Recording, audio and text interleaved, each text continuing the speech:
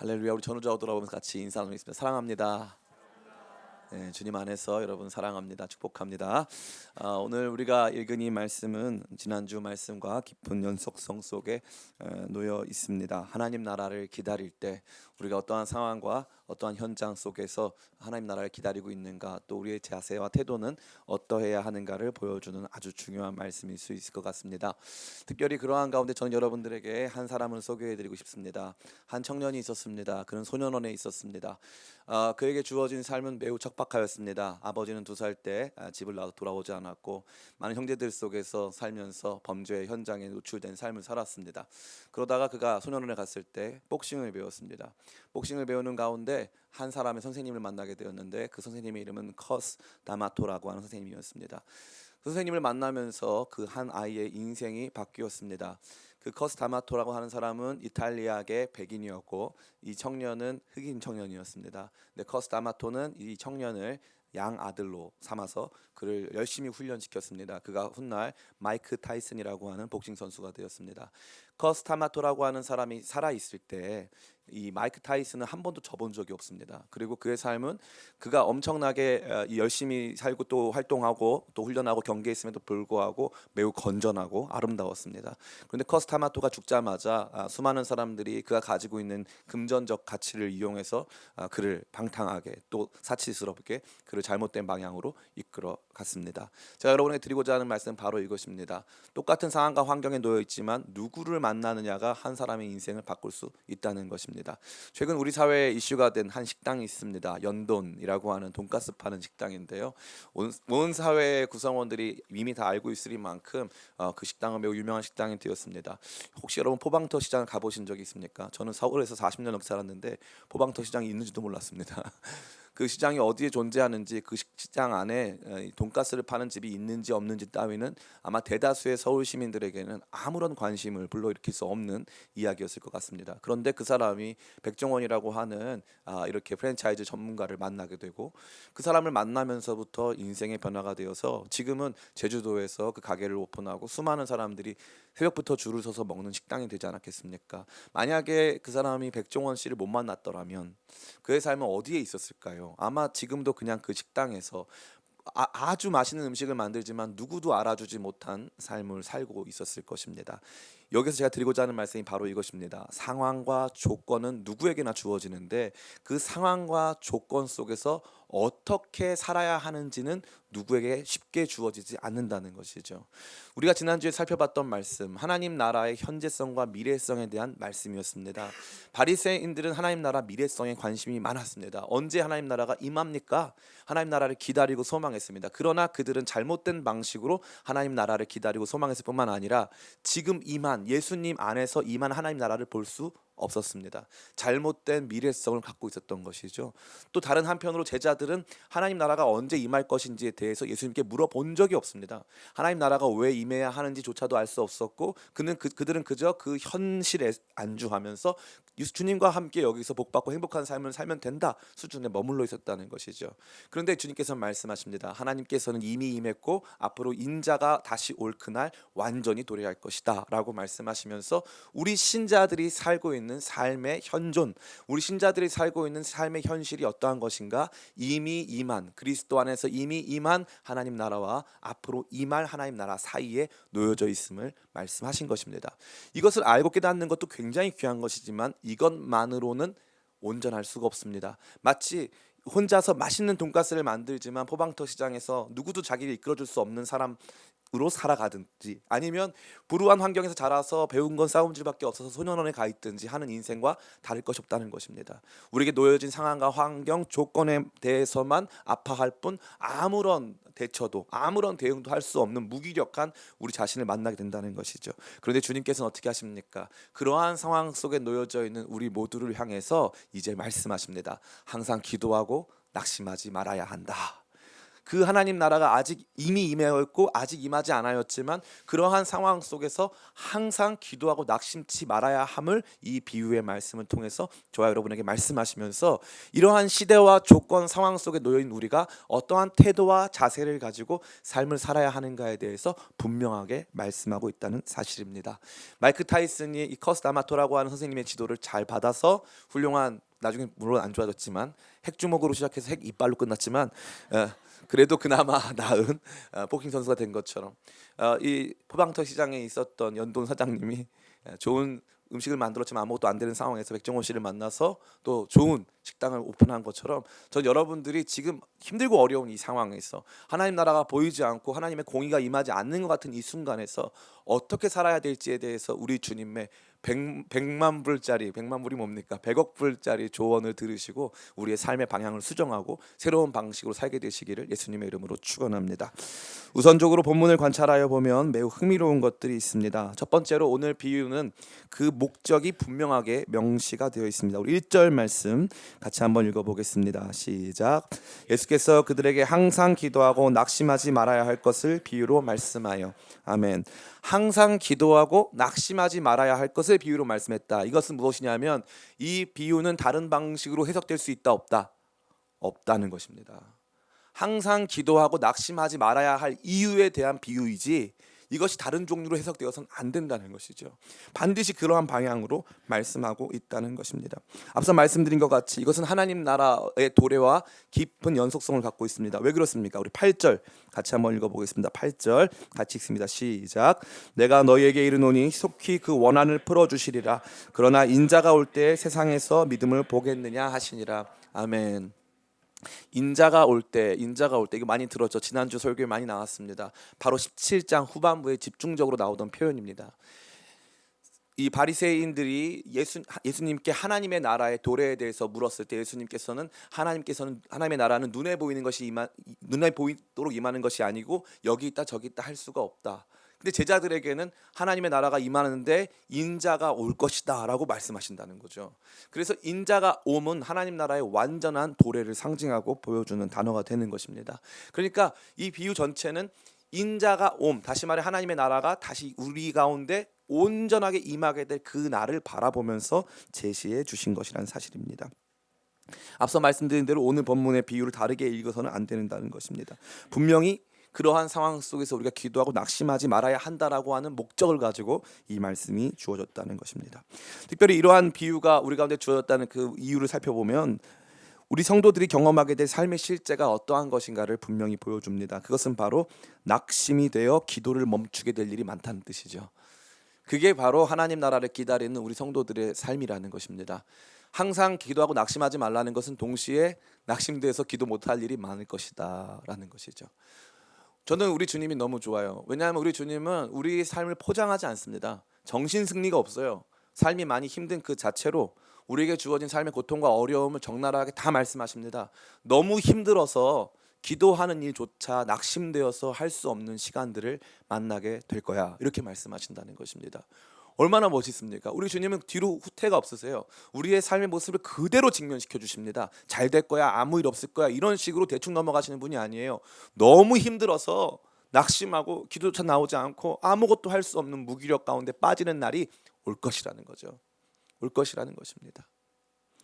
얼마나 안타깝습니까? 특별히 그것을 오늘 본문의 비유의 세팅, 이 비유의 이 구성이 잘 보여주고 있습니다. 신자는 누구로 묘사되어 있습니까? 과부로 묘사되어 있습니다. 과부는 단순히 남편이 없어서 불행한 사람이 아닙니다. 그는 법적, 사회적, 경제적으로 어떠한 도움도 받을 수 없는 사회 최약자를 의미하는 것입니다. 언제나 고아와 과부는 한 세트로 주님께서 우리가 눈여겨봐야 할 사회적 약자로 말씀하셨습니다. 그러기에 여기 등장하는 과부는 단순히 남편이 없어서 외롭고 적적한 수준이 아니라 이 과부는 사회, 경제, 법적으로 그 어떤 도움도 받을 수 없어서 누구에게도 보호를 받지 못하는 존재를 의미한다는 것입니다. 이것이 바로 하나님 나라의 도래를 기다리는 우리 신자들의 상태. 엄밀히 말하면 이 상태라는 표현보다 더 좋은 게 신세. 우리 신세가 바로 과부와 같은 신세다 이거죠. 누구에게도 도움을 받을 수가 없습니다. 억울하고 답답한 일이 생겼기 때문에 누구에게도 도움을 받을 수 없는 그러한 무기력하고 나약한 존재가 우리 신자들이라는 것이죠. 하나님 나라 도래를 기다리고 하나님께서 우리의 삶의 모든 고통과 아픔을 위로해 주시기를 소망하지만 그 어떤 것도 기다림으로 얻어내기가 쉽지 않아 보이는 존재로서 과부로 주님은 우리의 모습을 말씀하여 주고 있습니다. 또한 더욱 흥미로운 것은 이러한 신자들이 살아가는 삶이 얼마나 힘든가가 8절에 등장하는데 같이 한번 읽어볼까요? 8절 시작. 내가 너희에게 이르노니 속히 그 원한을 풀어주시리라. 그러나 인자가 올 때 세상에서 믿음을 보겠느냐 하시니라. 아멘. 인자가 올 때 세상에서 믿음을 보겠느냐. 그러니까 믿음 지키기 쉽다 어렵다? 어렵다는 거예요. 어렵다는 거예요. 아무 도움도 받을 수 없는 우리가 할 수 있는 거라고는 기도밖에 없는데 인자가 다시 오는 날 그렇게 기도하고 있는 사람을 찾기조차 어려운 상황이 오늘 우리가 맞닥뜨리고 있는 상황이라는 점입니다. 정리해보자면 우리가 만나게 될 삶의 현실은 믿음을 지키기 매우 어려운 조건을 주고 우리는 그 앞에서 아무런 도움을 받을 수 없는 사회적 약자가 된다는 것입니다. 그런데 바로 그때 주님께서 뭐라고 말씀하십니까? 그러나 그럼에도 불구하고 항상 기도하고 낙심하지 말아야 할 것이라고 말씀하신다는 거죠.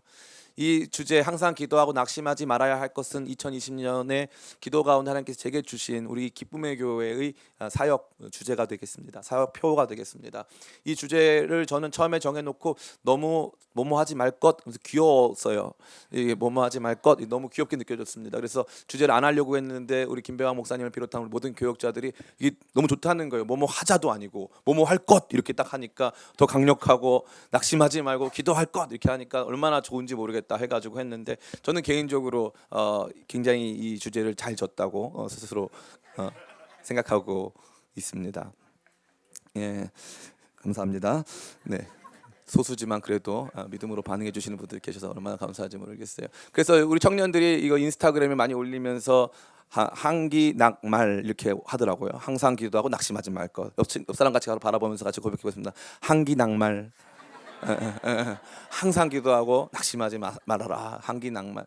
이렇게 저는 너무 좋더라고요. 항상 기도하고 낙심하지 말 것. 이렇게 힘들고 어려운 상황 속에서 주님께서는 그래도 항상 기도하고 낙심하지 말아라. 저는 이게 너무 멋있는 것 같아요. 그냥 너무 힘들고 어려우니까 자포자기하고 그냥 포기해버려라 이게 아니라 그래도 낙심하지 말아라. 그래도 힘들어도 할 수 있다. 참 이게 얼마나 용기를 주고 얼마나 위로를 줍니까? 이 비유의 말씀처럼 저는 거짓말하지 않고 그러니까 대충 포장하지 않고 그러면서도 진짜 소망을 주는 이렇게 강력한 비유의 말씀을 전해주는 종교를 본 적이 없습니다. 삶의 현실을 맞닥뜨리면서도 이기게 할 수 있는 위대한 능력을 이 말씀이 저와 여러분 모두에게 도전하여 주고 있다는 사실입니다.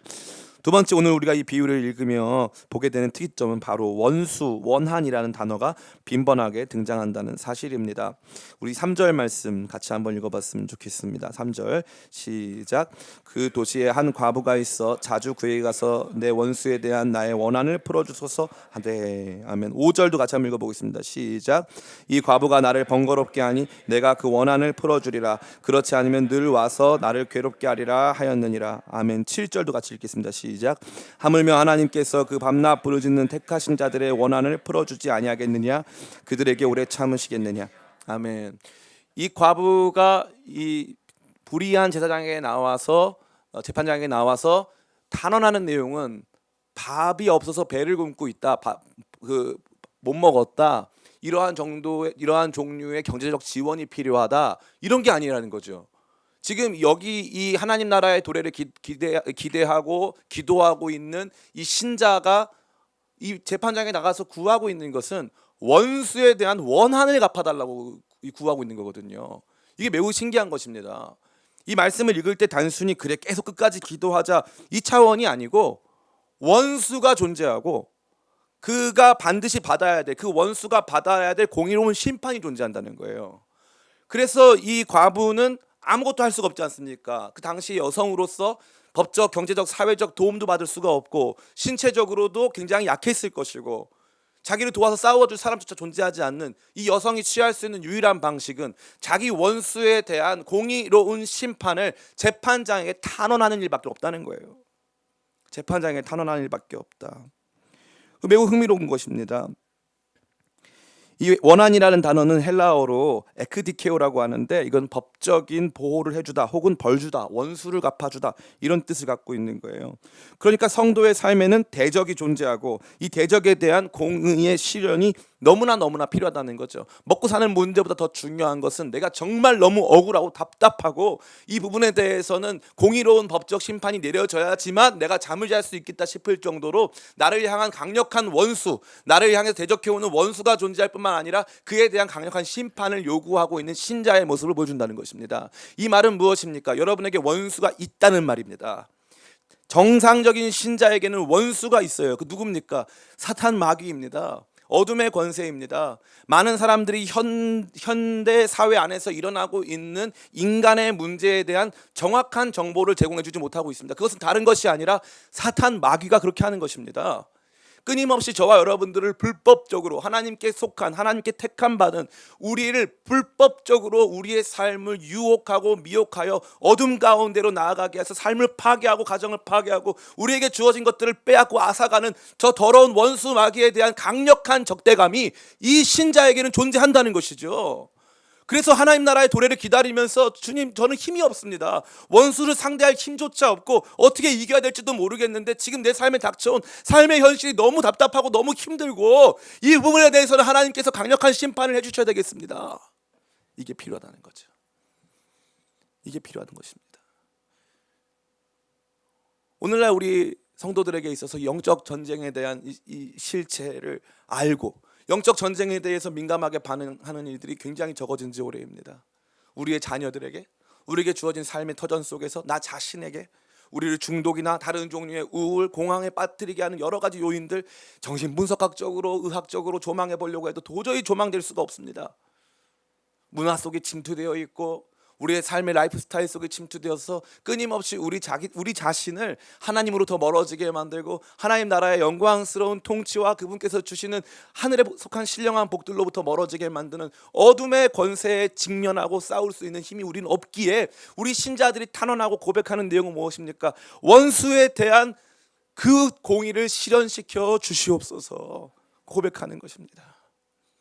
저는 이 장면에서 너무나도 놀랍게 느껴지는 것이 있는데 그것은 다른 것이 아니라 이 과부가 할 수 있는 행동이 전부라는 거예요. 주님께서 이 비유를 통해서 말씀해 주시는 건 과부가 할 수 있는 게 아무것도 없다. 이게 전부예요. 기도하는 게 전부라는 거죠. 기도가 전부입니다. 우리가 할 수 있는 기도가 전부예요. 어두워져가는 세상 속에서 우리의 사랑하는 사람들이 은혜 가운데 구원을 받고 회복되고 하는 기도가 전부입니다. 할 수 있는 게 아무것도 없어요. 아무것도 없습니다. 우리 신자들은 이렇게 무기력한 존재같이 보여집니다. 기도밖에 할 수 있는 것이 없는 무기력한 존재. 조심스럽게도 제가 말씀드리고 싶지만 좌파 진영에 속한 우리 많은 성도들이 계세요. 저는 그 부분에 대해서 그분들이 진보적인 입장을 갖는 것, 사회, 정치, 제도 면에서 위대한 변화를 만들어가고 이 땅의 공의를 실현시키는 일에 대해서는 박수치고 그러한 발전이 있을 것을 기대하고 기도해드립니다. 그러나 그게 전부가 되는 순간 우리의 활동, 우리의 공의로운 여러 가지 이 노력들이 전부가 되고 그렇게 하면 할 수 있다라고 믿는 순간 더 이상 그것은 기독교 신앙이 아닙니다. 기독교 신앙은 제도의 개혁, 정치적 변화, 인권의 신장을 넘어선 그 뒤에 자리 잡아 인간을 비인간화 만들고 그 뒤에 자리 잡아서 이 사회를 어둠 속으로 몰아가고 있는 더러운 어둠의 권세를 향한 엄청난 전쟁이 도사리고 있다는 것이죠. 그것을 성도는 인식하는 것입니다. 그거에 대항해서 싸울 힘이 없는 성도들 어떻게 합니까? 나는 할 수 있는 일이 아무것도 없으니까 주님께 나가서 간구하는 것이죠. 그게 바로 신자가 할 수 있는 가장 위대한 행동입니다. 가장 위대한 행동. 그래서 뭐라고 말씀하십니까? 이 비유의 목적을 잃어버려서 안 됩니다. 항상 기도하고 낙심하지 말아야 될 것. 주님, 저는 행동을 못 하겠어요. 정치적 변화, 제도의 변화를 못 일으키겠습니다. 더 공의로운 사회를 실현시켜서 정의를 하수와 같이 흐르게 하는 이 나라를 못 만들겠습니다. 그럼 어떻게 하라는 거예요? 낙심하지 말고 기도하라 이거예요. 하나님이 행하신다. 낙심하지 말고 기도해라. 우리가 살아가는 우리에게 주어진 이 제한된 공간과 시간이라고 하는 이러한 조건에 반응하지 말고 하나님의 때에 하나님의 방법으로 하나님의 뜻이 이루어질 것을 믿고 기도하라는 거예요. 기도하라. 그럼 하나님께서 역사하신다. 하나님께서 그러면 반드시 하나님의 공의로운 심판을 그들 가운데 임하게 하실 것이다. 하나님께서 그들 가운데서 반드시 하나님의 살아계심을 보여줄 것이다 라고 하는 엄청난 믿음의 말씀을 저와 여러분 모두에게 주고 계신 것입니다. 신자는 원수를 대적하여 원한, 다시 말해서 하나님의 공의로, 이거 사사로운 원한이 아니에요. 재판장에게 사사로운 원한이 있으면 암살자를 찾아가면 됩니다. 사사로운 돈을 하면 돼요. 이렇게 1억을 줄 테니 잘 해결해 달라, 이렇게 하면 돼요. 사사로운 원한이 아니고요, 이건 공의의 실현이에요. 저 사람이 나에게 범죄했습니다. 저 사람이 내 삶의 것을 앗아갔습니다. 저 존재가 나를 너무 억울하게 했습니다. 그럼 어떻게 합니까? 법에 탄원을 하는 거죠. 그와 같이 하나님 앞에 탄원할 수 있다는 거죠. 공의로운 심판이 우리의 삶에 임하고 우리를 힘들게 하고 어려운하게 하는 저 어둠의 권세를 향해서 그 공의로운 심판이 임하도록 기도하라. 주님께서 이 비유의 말씀을 통해서 저와 여러분 가운데 말씀하시는 것입니다. 이 비유를 들을 때마다 우리는 반드시 이 원수와 원한이라고 하는 단어에 집중해야 하는 것이고, 우리의 삶에 궁극적인 고통과 아픔을 주고 있는 존재가 이 바로 원수와 원한이라고 하는 단어와 깊은 연관을 맺고 있는 영적 실제가 존재한다는 것을 꼭 알게 되시기를 간절히 축원합니다. 세 번째로, 이 비유에는 과부의 행동이 매우 강하게 묘사되어 있습니다.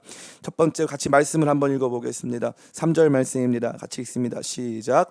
그 도시에 한 과부가 있어 자주 그에게 가서 내 원수에 대한 나의 원한을 풀어주소서 하되. 아멘. 자주 그에게 갔다고 되어 있습니다. 그에게 끊임없이 계속 가고 있었다라는 것이 헬라어 표현입니다. 계속 그에게 갔다. 그냥 간 게 아니라 계속 갔다는 거예요. 한 번 간 게 아니라 계속 갔다는 것을 의미합니다. 이렇게 그 빈번하게 과부의 방문을 받은 이 불의한 재판장, 이 불의한 재판장이라고 하는 세팅 자체는 이 사람이 하나님 안 두려워하고 사람 무시하는 경향이 있었다는 것은 무슨 뜻이냐면, 이 사람은 이러한 일로 웬만하면 움직이지 않는다는 거죠. 웬만하면 움직일 사람이 아니라는 거죠. 근데 이 사람이 움직이게 된 유일한 원인은 뭡니까? 그가 와서 나를 너무 귀찮게 하고 너무 번거롭게 하니까. 5절 말씀 같이 한번 읽어보겠습니다. 시작. 이 과부가 나를 번거롭게 하니 내가 그 원한을 풀어주리라. 그렇지 않으면 늘 와서 나를 괴롭게 하리라 하였느니라. 아멘. 나를 번거롭게 했다고 되어 있고, 뒤에 보면은 나를 괴롭게 하리라고 되어 있어요. 번거로운 수준이 괴로울 정도가 된 거죠. 그냥 한두 번 기도한 게 아니고 번거로운 게 괴로울 정도로 기도했다는 거예요. 괴로울 정도로 탄원했다는 것입니다.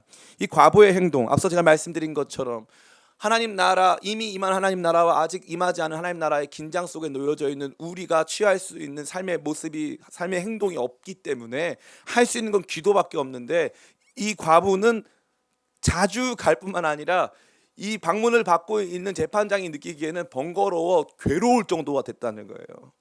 번거로워 괴로울 정도가 됐다. 이게 하나님께서 우리 신자들에게 주시는 아주 위대한 메시지가 아닐 수 없습니다. 그래서 7절 보면 이렇게 되어 있습니다. 7절 같이 한번 읽어보겠습니다. 시작. 하물며 하나님께서 그 밤낮 부르짖는 택하신 자들의 원한을 풀어주지 아니하겠느냐. 오래 참으시겠는. 아멘. 밤낮 부르짖는. 처음엔 그냥 단순히 탄원인 줄 알았는데 밤낮 끊임없이 부르짖고 있었다는 거예요. 이게 하나님 나라의 도래를 기다리는 신자들의 참된 삶의 모습인 것입니다. 그것은 어둠의 권세를 향한 강력한 심판이 임하기를, 지금도 어둠의 권세 가운데 놓여져 있는 사람들을 주께서 회복하고 구원하시기를, 하나님의 행동을 촉구하는 끊임없는 부르짖음이 신자의 삶에는 존재했다는 것이죠.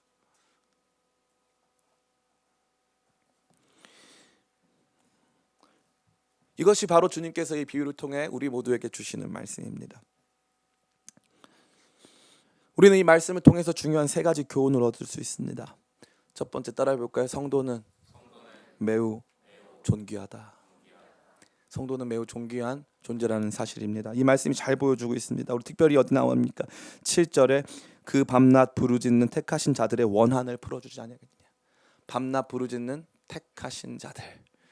이 과부라는 세팅은 무엇이냐면, 과부, 그 다음에 불의한 제사장이라고 하는 이 세팅은 정확하게 불의하지 않고 사람을 가치 있게 여기시는 참 재판장이신 하나님과 버려진 적 없는 하나님의 강력한 통치와 보호하심 속에 하나님의 관심을 받고 있는 하나님 백성이라고 하는 두 다른 종류를 반대로 보여주는 세팅이에요.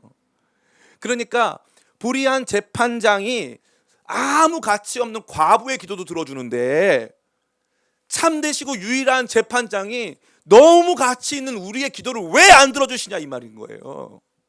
신자는 지금도 보호를 받습니다. 아멘. 신자는 지금도 하나님의 불꽃 같은 눈동자 아래서 보호받고 있고, 하나님은 우리의 기도에 주목하시고 우리가 살아가고 있는 삶의 현실을 보고 계시다는 사실이죠. 하나님 우리를 버리신 적이 없다는 사실입니다. 이 말씀이 주는 것은 낙심하지 말고 항상 기도할 것. 왜요? 너가 그만큼 가치 있기 때문에 네 기도를 하나님 들으실 거니까. 이거 기도의 양이 충분히 채워지지 않으면 네 기도를 안 들으신다는 게 아니라 너의 기도는 반드시 들으실 것이기 때문에 너는 기도해야 된다. 너는 그렇게 가치 있는 존재다. 하나님 나 버리신 적이 없다 이거죠. 내가 죄를 졌기 때문에, 내가 하나님께서 원하시는 삶을 충분히 살지 못했기 때문에 하나님께서 나를 버려두시고 내 기도 따윈 신경도 안 쓰신다. 그게 아니라는 거, 반대라는 거죠. 우리가 단언하고 기도하는 걸 하나님이 안 들으신 게 없다는 거예요. 그 어떤 기도 하나님께서 그냥 물리치신 기도가 없다는 거죠. 왜냐하면 우리 주님은 불의한 재판관이 아니시니까. 의로우신 재판관, 참되신 재판관. 오늘 한국 사회 안에 이 사법부에 대한 한국의 이 헌정 질서, 한국의 이 법치에 대한 여러 가지 질문들, 오른쪽이 됐건 왼쪽이 됐건 우리 모두로 하여금 질문하게 하는 이 상황이 놓여져 있습니다. 다 이 법에 대해서 혹은 법을 준수하거나 법을 만들거나 법을 시행하는 사람들 모두에 대한 불신을 갖는 것이죠. 세상에 불의한 재판관들이 너무 많아요. 하나님을 두려워하고 백성들을 중중하게 여겨야 되는데 하나님을 두려워하지 않고 사람들을 너무 가볍게 여기는 사람 너무 많습니다. 너무 많아요. 근데 우리 주님 절대 그런 분이 아니라는 거예요. 여러분의 공의는 하나님 앞에 잊어버려진 적이 없습니다. 여러분이 거룩하고 복되게 살아가려고 노력 다 하고 최선 다하고 열심히 살아낸 모든 시간들은 하나님의 눈에 반드시 기억됐습니다. 하나님께서 여러분의 기도를 기억하십니다. 이게 우리 주님께서 주시는 위대한 메시지입니다. 여러분 기도를 쉬지 않게 되시길 간절히 축원합니다. 여러분이 기도하면서 주님께 구하고 주님께 갈망하고, 주님 내 삶에 이런 위로를 주셔야 되지 않겠습니까? 주님 내 안에 이런 아픔이 있는 거 주님 아셔야 되지 않겠습니까? 주님 알고 계시다면 이런 부분에서 좀 해결이 있어야 되지 않겠습니까? 라고 요청드린 모든 것들에 대해서 하나님의 때에 하나님의 방법으로 우리 모두가 만족할 만한 하나님의 공의로운 심판과 하나님의 공의로운 보상이 우리 가운데 놓여질 거라는 사실입니다. 전 여러분들이 그만큼 가치 있는 존재인 것을 늘 기억하게 되시길 간절히 축원합니다. 두 번째 이 말씀이 주는 위대한 교훈은 무엇입니까? 성도의 삶에는 영적인 전투가 계속된다는 것입니다. 성도의 삶에는 끊임없이 원수와 원한이라고 하는, 원수와 공의 실현이라고 하는 삶의 양태와 모습이 지속될 수밖에 없습니다. 주님께서 뭐라고 말씀하십니까? 인자가 올 때에 믿음을 보겠느냐, 끊임없이 기도하고 있는 사람을 보겠느냐. 왜 그럴까요? 사람들이 이 원수와 원한이라고 하는 이 신자의 삶에 놓여진 전투적 전쟁의 모습을 간과한 채 하나님을 믿지 않고 하나님 말씀 믿지 않으니까 그냥 패배한 채로 살아가는 것입니다. 전의를 상실한 것이죠. 신자로서의 전의를 상실한 채 자기 자신을 이 땅에 온전히 맡겨놓고 이 땅의 질서, 이 땅의 가치가 나를 마음껏 유린하도록 내버려 둔 것입니다. 요즘에 청년들 중에 많이 쓰는 단어가 있어요. 젖 잘 싸. 이게 무슨 말이냐면은 졌지만 잘 싸웠다 이거예요. 졌지만 잘 싸웠다. 전 이 말이 너무 좋아요. 너무 좋아요. 저는 우리 교역자들한테 늘 하는 말이 있어요. 제가 언제 우리 숫자 가지고 뭐라고 한 적이 있느냐? 단 한 번도 없어요. 뭐 1목장의 숫자가 줄었다, 2목장의 숫자가 줄었다 이런 말 한 적 한 번도 없어요. 물론 알고 있어요. 그러나 말한 적은 없어요. 민감하게 보고 있어요. 그런 말한 적은 없어요. 막 마음속으로 그들을 주님께 올려드리며 공의를 구해요. 단 한 번도 없어요. 단 한 번도. 대신에 제가 책망할 때가 있어요. 책망하거나 좀 이렇게 견책하거나 좀 강하게 권면할 때는 무엇이냐? 왜 안 싸우냐 이거예요. 왜 안 싸우냐? 하나님 나라 위해서 분투하지 않느냐? 왜 최선을 다하지 않느냐? 왜 나태하냐? 이러면 분투를 하는 거예요. 싸우는 거예요. 저도 돼요. 저도 됩니다. 상관없어요. 지는 게 중요한 문제가 아니에요. 안 싸우는 게 문제죠. 오늘 우리의 삶의 현실에 영적 전쟁이 도래하는데 저도 됩니다. 실패해도 돼요. 그런데 아예 이 영적 전투의 현실을 말해주지 않는 교회가 너무 많아요. 이 영적 전쟁의 이 실상을 증거하지도 않고 그것에 대해서 성도들을 깨어나게 만들지도 못하고 같이 말씀 읽고 기도하도록 만들지 못하는 교회가 너무나 많습니다. 영적 전쟁을 육적 전쟁으로 바꿔버리는 곳도 너무 많아요. 영적 전쟁을 하기에도 힘들어 죽겠는데 이걸 육적 전쟁으로 만들어버리는 게 너무 많습니다. 성도의 삶에는 끊임없는 영적인 전투가 있어요. 그게 우리 앞에 도래한 것입니다. 여기에서 우리가 할 수 있는 유일한 행동, 기도하는 것입니다. 기도하는 것. 이거 참 흥미로운 것인데, 목사님 그러면은 저희 보고 행동을 하지 말라는 것입니까? 저희가 여러 가지 제도의 변혁, 정치적 변혁을 일으키지 말라는 것입니까? 기쁨의 교회가 교회 정치 참여 관련된 입장을 제가 말씀드리자면, 우리 기쁨의 교회는 정치 참여하지 않습니다. 예, 정치 참여 안 합니다. 우리 교회는 정치 참여 안 해요. 그러나 여러분들은 시민들이니까 각자 알아서 하시기 바랍니다. 여러분에게 주어진 신앙 양심에 따라서, 여러분에게 주어진 신앙 양심에 따라서, 여러분이 가지고 있는 생각에 따라서 하나님의 말씀 앞에 그것이 옳은지 그른지에 대해서 평가하고, 우리가 함께 먹고 함께 마신 하나님의 말씀이 어떻게 우리를 양육시키고 발전시켰는가를 고민하면서 여러분 각자가 각자의 자리에서 필요한 역할들을 해야 되겠죠. 국회의원 중에 크리스찬들이 있어야 될까요? 없어야 될까요? 있어야 돼요. 그러면 그들이 기독교 정당을 만들어야 됩니까? 아닙니다. 기독교 정당을 만드는 것이 아니라 각자의 자리에서, 각자가 속한 위원회에서 법안을 만들 때 거기에 하나님께서 원하시는 일들을 깊이 투영할 수 있도록 각 신자로서 살아가는 것입니다. 법을 만드는 입법자들 뿐만 아니라 장사를 하는 사람도 각자의 자리에서 신자답게 하면 되는 것이죠. 각자의 자리에서 신자답게 살아내면 되는 것입니다. 그것이 우리가 해야 될 전부이지, 교회가 정치에 참여하거나 제도를 만들거나 여러 가지 변화를 일으켜야 될 만한 특별한 일은 없습니다. 없어요. 사도 바울은 노예제도를 폐지한 적이 없습니다. 시간이 지났을 때 깨어난 성도들이 스스로 그 일들을 해냈습니다. 시간이 지나면 그렇게 되는 것이죠. 사회는 변화될 것입니다. 우리가 기대하고 소망하는 것보다 조금 덜할 수는 있지만 그럼에도 불구하고 밝아지고 좋아질 것이죠. 그 일들을 교회가 행동으로 변화시키는 것이 아닙니다. 교회는 말씀으로, 사람들 가슴마다 하나님 나라가 도래함으로, 하나님께서 주시는 거룩한 열정을 가지고 손을 잡고 한데 모여서 우리를 하나로 만들어 가시는 성령의 하나 되게 하심을 붙잡고 사랑 가운데 믿음으로 그 일들을 소망으로 행하는 것입니다. 그게 우리가 나아가야 되는 정확하고 분명한 길이 되는 것이죠. 그러면 목사님, 우리는 너무 나약하지 않습니까? 저 공산 정권이 우리를 사로잡으면 어떡합니까? 주님, 이 땅의 불평들, 저 자본가들이 우리를 사로잡으면 어떡합니까? 기도해야죠. 기도해야죠. 꼭 그렇다고 굳이 광장에서 모여서 기도할 필요는 없어요. 그러나 기도해야죠. 기도가 전부예요. 기도가 전부예요. 하나님 나라의 기도는 언제나 행동하는 기도입니다. 예수님께서 가장 치열한 기도를 언제 하셨습니까? 십자가를 지시기 전에 겟세마네에서 가장 치열한 기도하셨습니다. 기도는 우리를 행동케 합니다. 기도가 가장 무기력해 보이지만 사실 기도가 가장 강력한 것이죠. 우리 자신을 바꾸고 세상을 바꾸는 유일한 통로.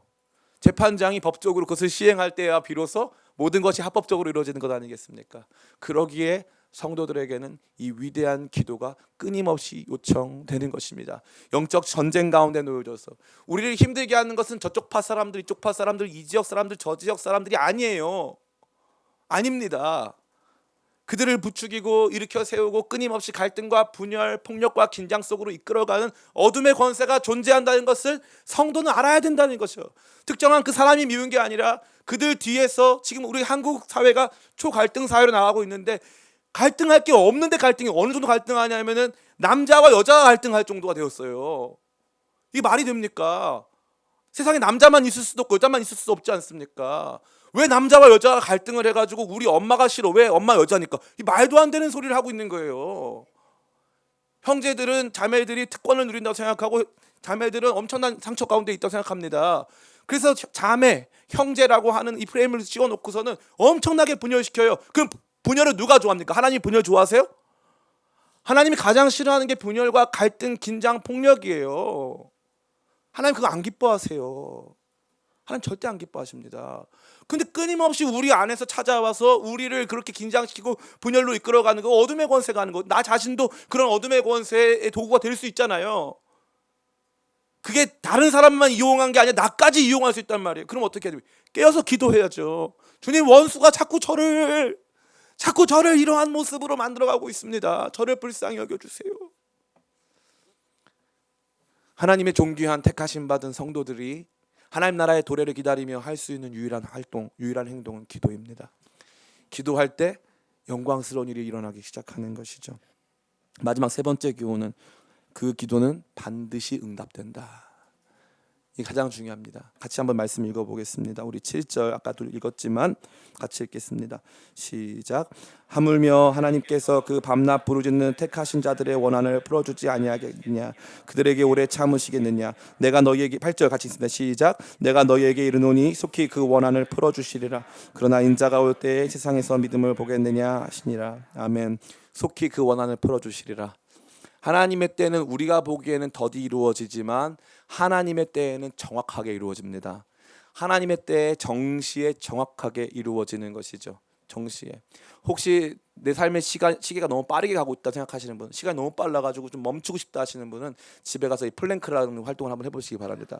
갑자기 시간이 굉장히 느려지기 시작하고 10초가 이렇게 길었나 싶을 정도 많은 걸 할 수 있다는 생각이 들기 시작합니다. 집에 가서 운동을 하면은 정말 이거 이렇게 시간이 아인슈타인의 상대성 이론이 거기서 검증이 되는 그런 시간을 만날 수가 있어요. 그럼 내가 그렇게 느끼는 거예요? 아니면은 시간이 정말 느려진 거예요? 네, 내가 그렇게 느끼는 거죠. 하나님의 시간이 더디게 느껴질 수 있어요. 왜냐하면 삶이 플랭크야. 하나님 언제 오세요? 1분을 채워야 되는데 왜 안 오시나? 우리가 봤을 때는 삶이 플랭크여서 너무 힘든데 하나님은 말씀하신 그 시간에 딱 오는 거예요. 정확하게 딱 그때 오시는, 그때 딱 임하실 거예요. 우리가 힘들고 어렵지만 그 순간은 반드시 도래한다 이거예요. 하나님의 기도가 우리가 주님께 올려드린 그 기도가 하나님의 공의로운 심판과 함께 임하는 순간이 있을 것이고, 우리의 삶에 하나님의 위로가 하나님께서 주시는 공의로운 심판에 따르는 보상이 주어지는 순간이 반드시 도래할 것이다. 이 믿음이 없으면은 우리 신자들은 하나님 나라를 바르게 또 온전하게 기다리는 존재를 할 수 없는 것입니다. 이제 말씀을 다 마칩니다. 지난주에 살펴봤던 말씀, 하나님 나라 이미 임했다, 하나님 나라 앞으로 올 것이다, 복잡하고 어렵다, 우리는 무엇을 기대하고 살아야 하는가, 이미 임한 하나님 나라를 전파하고 다시 올 주님을 바라보면서 그 주님을 사모해야 하는데 우리의 삶의 시간 동안 우리는 어떻게 살아야 되는 것인가. 주께서 말씀하십니다. 항상 기도하고 낙심하지 말아야 될 것. 항기낙말. 항상 기도하고 낙심하지 말아야 할 것을 말씀하시면서 주님께서 우리가 그렇게 가치 있고 존귀한 자들이다, 버려진 과부 아니다, 사회적으로 법적으로 보장받지 못하는 그 어떠한 이 사회의 주류로부터도 인정받지 못하는 그러한 존재가 아니고 그 과부가 아니라 밤낮 부르짖는 택하신 자들이다. 하나님 우리 고통과 아픔을 아신다. 우리가 경험하는 신음을 아신다. 저는 이 말씀이 너무 좋아요. 너무너무 좋습니다. 저는 우리 기독교 신앙이 너무 좋아요. 저는 제가 교회 목사님 설교보다 조금 못 듣는 게 있는데 이게 불교 법문을 많이 들어요. 불교 법문을. 재밌어요. 네, 여러분 나중에 들어보세요. 일단 우리 기쁨의 교회 구독과 좋아요 부탁드리고요. 그 다음에 이제 불교 법문도 많이 들어보세요. 재미있어요. 근데 불교는 하나님이 없잖아요. 불교는 나밖에 없어요. 천상천하 유아 독존이니까 나밖에 없어요. 내가 당하는 고통이 전부예요. 모든 건 실존적이에요. 모든 건 나 중심으로부터 출발해요. 근데 우리는 하나님으로부터 출발해요. 태초에 하나님 천지를 창조하시니라. 하나님의 이야기가 우리 가운데 들려지는 거예요. 사람은 내 이야기 들을 때 좋을까요? 아니면 하나님 이야기 들을 때 좋을까요? 하나님 이야기 들으면 좋아요. 사람은 나의 이야기로부터 출발하는 존재가 아니에요. 세상의 이야기.